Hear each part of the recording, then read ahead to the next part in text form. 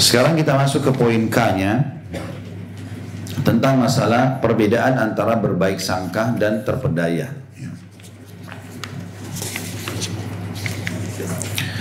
Ibnu Qayyim rahimahullah mengatakan di sini, berdasarkan pemaparan yang lalu tadi, telah jelas perbedaan antara baik sangka dengan terpedaya. Apabila yang pertama terbukti bisa memotivasi, menganjurkan dan menggiring seseorang untuk berbuat amal kebaikan atau amal soleh, maka inilah baik sangka yang benar. Sebaliknya apabila hal tersebut menyeru seseorang untuk bersikap berani menjerumuskan diri ke dalam kemaksiatan, maka berarti itu adalah tipu daya. Baik sangka adalah harapan, maksudnya berbaik sangka sama Allah ya. Siapa yang harapannya memberikan petunjuk untuk taat dan mencegahnya dari berbuat maksiat, maka inilah harapan yang besar atau yang benar. Sebaliknya siapa saja yang keberaniannya bermaksiat merupakan harapan, hingga harapannya adalah sebuah kelalaian dan menjadikan keberanian untuk bermaksiat, maka itu adalah orang yang terpedaya. Jadi kalau misalnya kita bangun tidur sakit, lalu kita sangka baik dengan Allah Subhanahu Wa Taala, oh Allah lagi menguji saya, Allah lagi mau bersihkan dosa saya, maka ini baik, itu benar, itu harapan sangka baik yang akan mendatangkan harapan positif. Tapi kalau ada orang bilang buktinya saya mabuk-mabuk tiap malam tidak pernah tabrakan, ya buktinya orang itu merokok sekian lama tahun tidak pernah sakit, buktinya orang itu selalu selingkuh nggak apa-apa, pacarnya banyak dan segala macam. Dia jadikan sesuatu yang dia anggap baik, prasangka dia, tapi pada maksiat, makanya dia tertipu dengan itu. Nah ini kelalaian. Ya. Kalau ada orang, saudaraku seiman, dia bermaksiat dan belum dihukum oleh Allah, itu bukan berarti Allah lalai dengan itu. Ya, kebodohan kalau dia bilang, buktinya orang itu, buktinya saya, buktinya begitu, sekian tahun tidak pernah dapat ini dan itu kebodohan namanya. Kenapa? Karena masa dia tantang Allah untuk mendatangkan hukuman sama dia.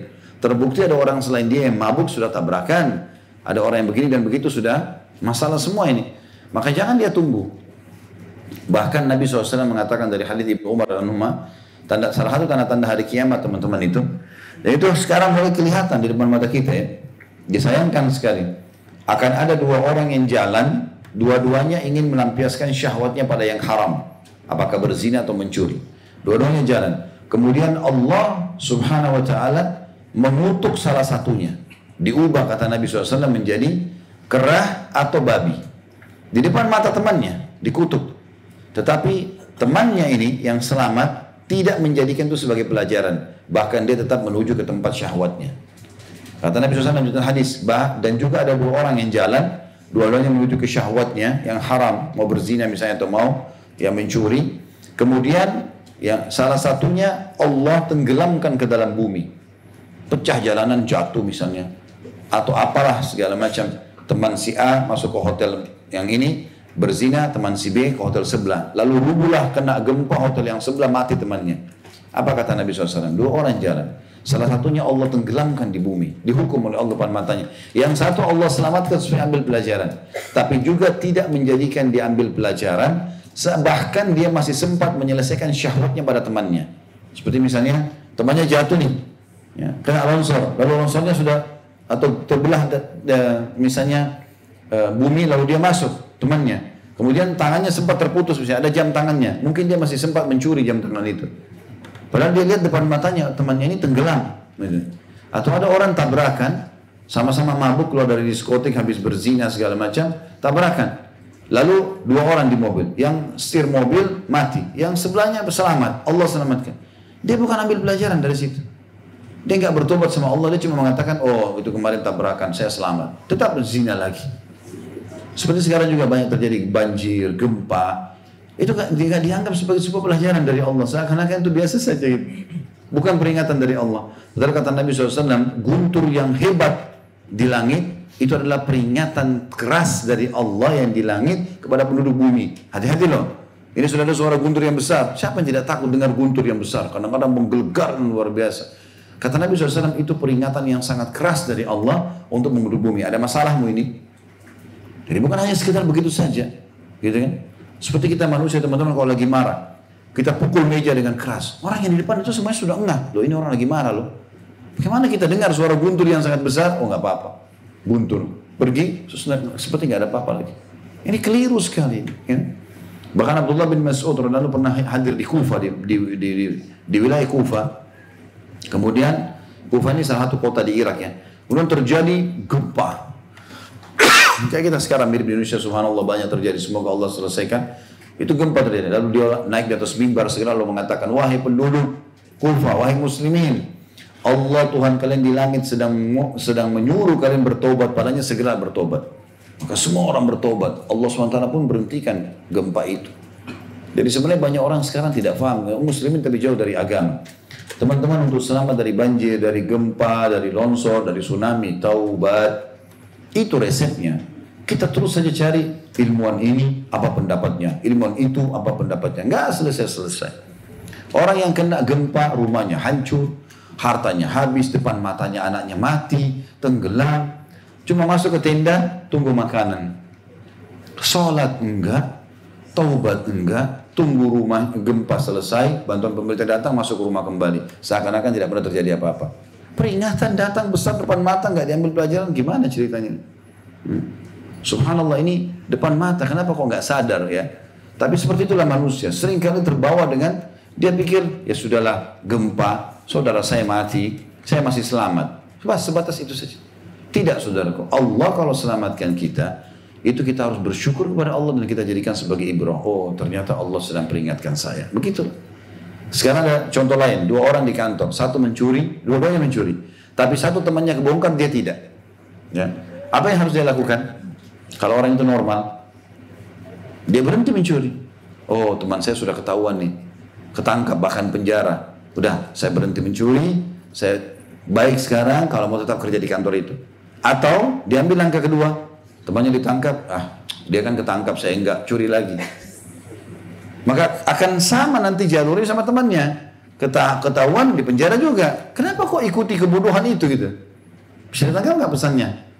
Banyak orang tidak ambil pelajaran dari kehidupan yang terjadi, subhanallah. Tabrakannya kerabat, sampainya berita tentang kebakaran lah, tentang ini kepada kita, itu semua supaya sampai ke kuping kita teman-teman. Kita lihat di visual, di mata kita, dengan mata kita di berita, supaya kita sadar, oh Allah lagi kasih peringatan. Begitu loh, itu maksudnya. Jangan bilang, oh itu kan di Amerika gempanya, kita di sini enggak. Loh, kok aneh bener? Mau tunggu kita juga gempa di sini? Kan tidak mungkin.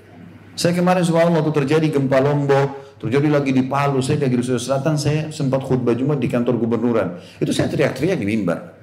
Ini jangan tunggu banjir ini seluruh Indonesia loh. Jangan tunggu gempa ini seluruh Indonesia. Sadar, Allah suruh kita taubat, peringatan demi peringatan datang. Ini kota-kota, biasa subhanallah satu negeri kena 1-2 kota. Ini kita sudah berapa kota ini? Berapa kota sekarang? Habis itu pindah ke Banten, sekarang Sulawesi Selatan. Ini kota mana lagi yang kita tunggu ini? Peringatan dari Allah, banjir, gempa, seperti tidak. Nonton di TV, oh di sana, sini kan enggak. Jadi cuma gitu. Loh, ini sama satu wilayah sama kita loh. Artinya setiap saat bisa datang ke kita juga kan? Taubat. Allah SWT menyebutkan satu-satunya kaum yang Allah binasakan yang bisa selamat itu hanya kaum Nabi Yunus. Bagaimana ceritanya? Nabi Yunus AS diutus ke satu negeri namanya Nainawa di Irak.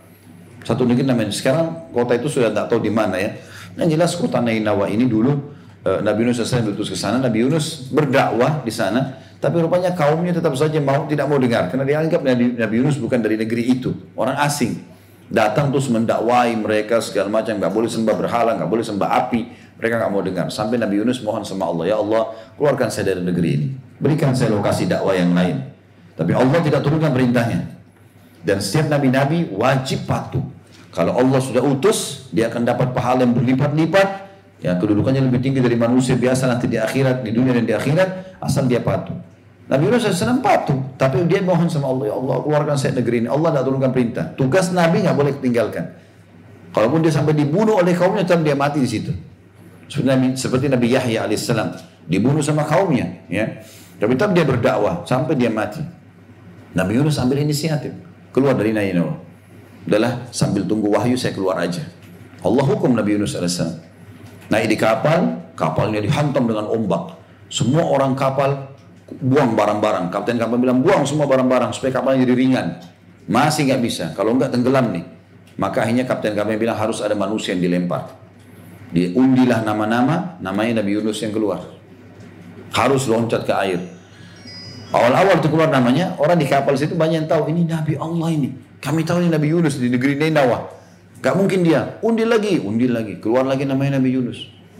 Terus begitu. Berapa kali namanya Nabi Yunus keluar? Nabi Yunus mengatakan ini peringatan dari Allah. Dia berdiri di pinggiran kapal. Begitu mau loncat, Allah kirim ikan paus. Telan dia. Depan orang-orang semua. Allah mengatakan kalau bukan Yunus termasuk orang yang banyak berzikir kepada Allah, dia akan tinggal di perut ikan itu sampai hari kiamat. Kita kembali ke sana, kaumnya Nabi Yunus. Nanti Nabi Yunus kena tobat kepada Allah di dalam perut ikan paus. Allah muntahkan dia kembali dari perut ikan itu. Lalu Allah kembalikan dia nanti ke Ninawah. Tapi apa yang terjadi dengan penduduk Ninawah? Ini Allah sebutkan dalam Al-Quran satu-satunya kaum yang Allah mau binasakan yang selamat cuma kaumnya Nabi Yunus. Apa sebabnya? Rupanya waktu Nabi Yunus pergi, Allah hukum Yunus alaihissalam tadi dengan ditelan oleh ikan paus. Kaumnya Allah datangkan bencana. Mulai buncang, gempa, air sudah keluar. Langit sudah gelap, turun hujan, orang semua teriak, amburadul semuanya pada lari. Mereka tuh mau selamatkan diri, teriak sana sini histeri. Rupanya kepala sukunya mereka, kalau kita kan rajanya. Tiba-tiba melihat kejadian tersebut dari atas rumahnya, orang pada lari segala macam. Kayaknya dia tiba-tiba berakal, dia mengatakan kayaknya ini yang diancamkan oleh Yunus nih. Dia teriak, semua kaumku kumpul, tidak ada gunanya lari, jangan lari hancur nih, percuma. Ingat apa yang dikatakan oleh Yunus, semua orang kumpul. Lagi mulai basah air nih, sudah mulai naik. Mereka kumpul semua. Ingat apa yang dikatakan oleh Nabi Yunus. Yunus mengatakan ada Tuhan namanya Allah, begini, begitu. Ini peringatan Nabi Yunus. Kalau mau selamat sekarang, tidak ada gunanya lari. Kita binasa semua ini. Sujud, kita yakini Allah sebagai Tuhan. Kita mohon supaya Allah kembalikan Yunus kepada kita. Kita lihat hasilnya. Tiba-tiba semuanya sujud. Minta ampun kepada Allah. Waktu mereka sujud, langitnya jadi terang kembali. Air jadi turun semuanya. Selamat. Itulah solusinya secara syar'i. Ini enggak teman-teman, sayang sekali. Dia di bencana, masuk ke tenda, tunggu makanan dan minuman. Enggak ada, enggak sholat, enggak tutup aurat. Bahkan uniknya kadang-kadang, ini sudah mulai cerah nih. Dandutan lagi. Panggil ini nyanyi, panggil itu nyanyi, panggil ustadz dai, nasihati, ingatkan akhirat. Kok nggak sadar-sadar ini, gitu kan? Tapi subhanallah suara kami berteriak cuma sampai di mana gitu ya? Sudah sampai peringatan Allah subhanahu wa taala. Hati-hati teman-teman. Ya. Firman Allah di dalam halaman 89 Al-Baqarah 218, A'udzubillahi minasyaitonirrajim. Innal ladzina amanu wal ladzina hajaru wa jaharu fisabilillah ulaika yarjuna rahmatullah. Sesungguhnya orang-orang yang beriman dan orang-orang yang berhijrah dan berjihad di jalan Allah, mereka itulah yang mengharapkan rahmat Allah. Perhatikanlah bagaimana Rabb semesta alam menjadikan harapan kaum mukminin seiring dengan pelaksanaan ketaatan seperti yang disebutkan dalam ayat di atas. Andai saja maksudnya orang patuh, orang taat, Allah kasih apa yang Allah sudah janjikan. Orang durhaka, orang membangkang, Allah berikan ancaman apa yang sudah disebutkan. Adapun orang-orang yang tertipu, mereka berkata, sungguh orang-orang yang lalai, yang mengabaikan hak Allah dan yang bersikap durhaka kepada hambanya, serta yang berani melakukan perkara yang diharamkannya, itulah yang sebenarnya lebih layak mengharapkan rahmatnya. Rahasia masalah ini adalah bahwasanya harapan dan baik sangka yang benar itu hanyalah terjadi dengan pelaksanaan sejumlah sebab yang dituntut oleh hikmah Allah dalam syariat, ketetapan, ganjaran dan kemuliaannya. Paragraf ini maksudnya gini. Ibnu Qayyim rahimahullah yang diberatkan. Banyak orang berpikir taubat itu mengharapkan rahmat Allah, kembali ke jalan Allah itu hanya orang pelanggar saja. Sementara orang yang sudah patuh nggak perlu lagi. Ibnu Qayyim menjawab itu, mengatakan tidak. Justru kalau kita berpikir nanti orang-orang yang berbuat maksiat, kelalaian ini akan kembali ke jalan Allah, belum tentu karena mereka tidak punya ilmunya. Justru orang-orang yang sudah dekat sama Allah ini harusnya mereka menunjukkan itu. Jadi walaupun sudah tahu kita beramal saleh, tetap kita bertaubat, tetap kita berharap. Nabi SAW beristighfar sehari 100 kali. Padahal beliau sudah jelas diampuni dosanya yang telah lalu dan yang akan datang, gitu kan. Itu juga dengan para sahabat. Banyak mereka yang dijamin masuk surga.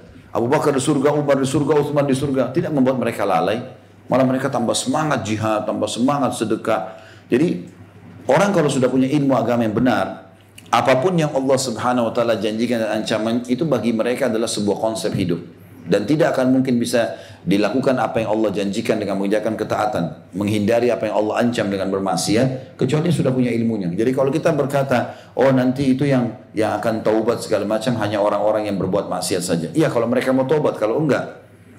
Maka kita harus menerapkan ilmu syariat, mumpung Allah subhanahu wa ta'ala berikan kepada kita ilmunya. Itu yang beliau katakan.